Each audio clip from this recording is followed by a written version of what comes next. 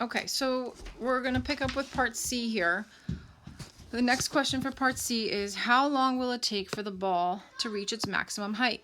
When you want to know how long it takes for the ball to reach its maximum height, you're looking at this value here, this x value that it takes for it to get to here. This is the axis of symmetry.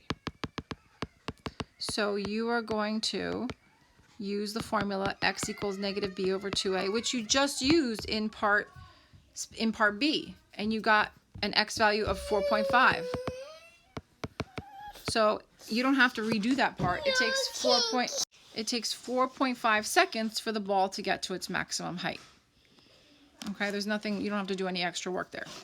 Part D says, after how many seconds will the ball hit the ground before rebouncing?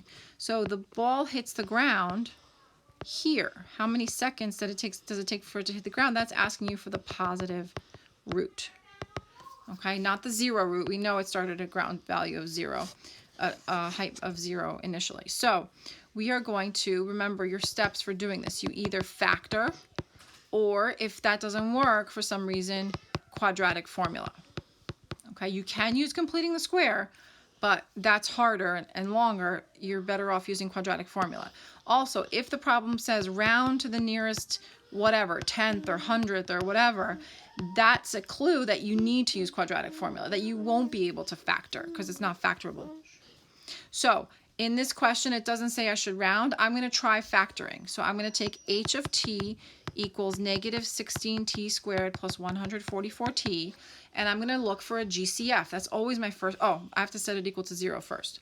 So whenever you're solving a quadratic, you have to set it equal to 0.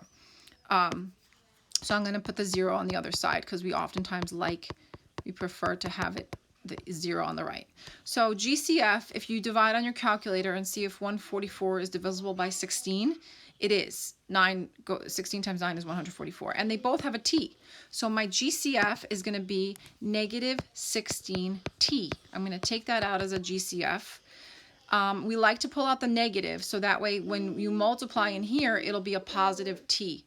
Okay, so negative 16t times t would be negative 16t squared, and then I would need to multiply by a negative to get positive 144t. It would be negative 9.